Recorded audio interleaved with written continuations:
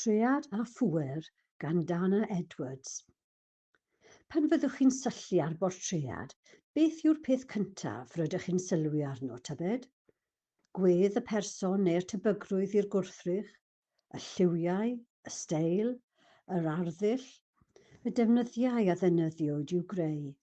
Wel, beth bynnag sy'n eich denu, cewch wledd yn arddangosfa Portread a Phŵer sydd i'w gweld yn Llyfrgell Genedlaethol Cymru. Mae yma gasgliad enfawr, 86 darn, ac amrywiaeth eang, o luniadau pensil, peintiadau, ffotograffau, tecstiliau a cherfluniau. Gweithiau gan ferched yw'r mwyafrif helaeth, a merched sy'n cael eu portreadu hefyd. Yn sicr, mae yma rhyw bŵer rhyfeddol o weld y casgliad gwych yma gyda'i gilydd, casgliad o bortreadau sy'n perthyn i wahanol oesau. Os taw arddangosfa am bŵer yw hon, y cwestiwn amlwg yw pwy sydd â'r pŵer go iawn? Y sawl a gomisiynodd y portread ac sydd felly wedi dewis y testun, y person a bortreadur sy'n cael ei gweld, yr artist a greodd y dehongliad, neu'r un sy'n edrych ar y llun ac sy'n rhoi ystyr iddo.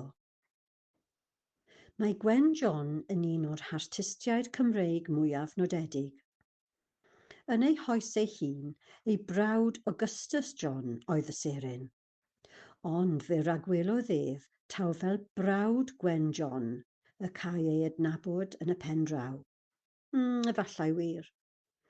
Yn yr arddangosfa hon, mae yna 3 portread o Gwen. Un yn hunan bortread, un gan Augustus ac un gan Mary Constance Lloyd, ffrind agos iddi.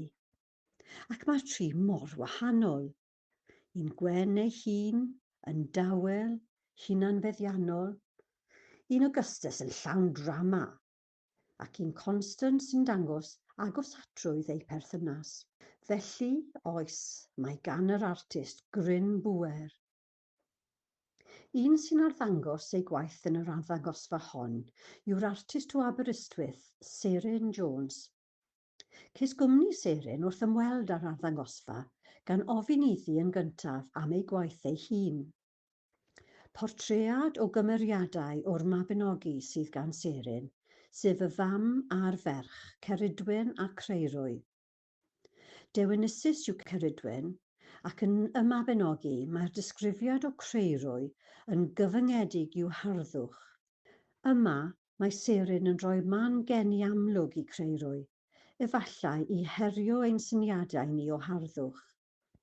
Ac mae yna ymgais hefyd i adlewyrchu y Gymru fodern amlethnig. Yn ei ffortreadau, mae Seryn yn ei cyflwyno fel menywod go iawn, yn gymleth, yn llawn bywyd, gan roi dyfnder newydd iddynt. Peintiwyd y portreadau gan Seryn yn ystod y cyfnod clo, ac wrth fynd ati roedd yn awyddus i gynnwys cyfeiriadau at waith ei mam-gu, sef yr artist Margaret Jones, a wnaeth gymaint o waith dylunio chwedlau'r Mabinogi. Yma mae Creirwy yn gwisgo'r un mwclis a grewyd gan Margaret, ac mae'r mwclis neidr a wisga Ceridwen yn adlais o freichllyd a grewyd gan Margaret. Mae mwy o gysylltiad teuluol fydd gan taw yr artist Annie Suganami, mam Seryn, yw sail wyneb Ceridwen. Wrth grwydro'r arddangosfa yn ei chwmni, fe roddais y dasg anodd i Seryn o ddewis 3 darn, a 3 yn unig, a oedd yn apelio'n fawr ati. Ei dewis cyntaf oedd model efydd Sebastian Boysen o Cranogwen. Dyma eiriau Seryn. Fel artist sy'n gweithio mewn paent, dwi ddim fel arfer yn cael fy neni at gerflun, ond waw, mae hwn yn mor bwerus. Dwi'n ei ddewis am 2 reswm.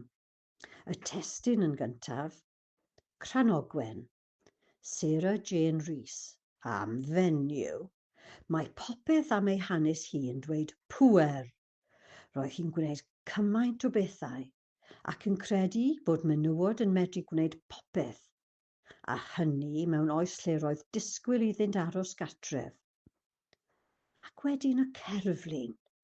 Mae Sebastian wedi llwyddo dangos bod hi'n gymaint rhan o'i chynefin, fel petai ynglwm wrth y garreg. Y tir mae wedi dod ohono, ond eto mae'r symudiad yn y gwisg yn dangos ei bod ar ei ffordd i rywle, yn rhan o'r byd ehangach. Mae'n geflin mor dyner, yn dal ei phersonoliaeth. Roedd ail ddewis Serin hefyd yn fysynu, gan taw gwaith tecstiliau ydyw. Dyma'r ddelwydd sy'n eich denu fewn i'r arddangosfa, sy'n syllu'n ddigyfaddawd arnoch wrth ei gerdded y coridor hir tuag at yr oriel. Mae'n waith anferth, yn lliwgar, yn drawiadol ac yn mynnu sylw. Gwaith artist ifanc Cymreig a Hanaidd, Anya Painstill yw fy newis nesaf, meddai Serin.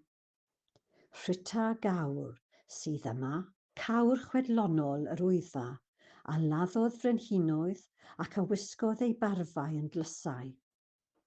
Rwy'n meddwl bod defnydd Aniau o'r cribau afro yn y farf yma mor glyfar. Mae'n gyfuniad mor ddiddorol, yn dangos sut mae'n iaethu a chwedlau Cymreig, a'i mygwraeth yng Ngogledd Cymru a'i gwreiddiau Africanaidd. Ar wyneb mae'n ddoniol ond eto mor bwerus. Mae yma egni menyw wyllt. Dwi wrth fy modd gyda'r gwaith yma. Paentiaid gan Siani Rhys James yw delys olaf Serin. Studio with gloves. Roedd yn amlwg iawn o'r sgwrs gyda Serin ei bod yn medru uniaethu gyda'r Siani Rhys James a ddatgelir yn yr hunan Portread hwn. Ynddi, gwel Serin y boen mae pob artist yn wynebu. Yr angst a ddaw wrth geisio creu, ond hefyd yr hwyl a'r boddhad a geir yng nghwmni'r paent olew bendigedig sy'n gymaint rhan o'r llun. Mae'n ddarlun anferth, lliwgar. Mae'n adlewyrchu'r egni sy'n gyrru'r artist ymlaen, a'r gwaith brwsh yn lliwgar ac yn feiddgar. Y dechneg bron fel addrynio cacen, yng ngeiriau Serin. Gwel Serin hefyd hiwmor y menig hynny sydd gymaint rhan o fywyd artist sy'n gweithio mewn olew. O ofyn i Serin sut fydde hi'n portreadu ei hun, dywed ei bod eisoes wedi gwneud. Yn y portread roedd yn gwisgo tecstiliau Cymreig. Roedd brwsh paent yn ei llaw a theitl y gwaith, Jones the Paint. Ond mae Serin hefyd yn eidd mewn llawer o'r portreadau a grewyd ganddi, gan daw menywod dychmygol yw ei thestunau, ac nad yw'n medru fforddio modelau. Mae'r arddangosfa ar agor tan yr 18 o Fai 2026. Yn sicr mae'n werth ei gweld.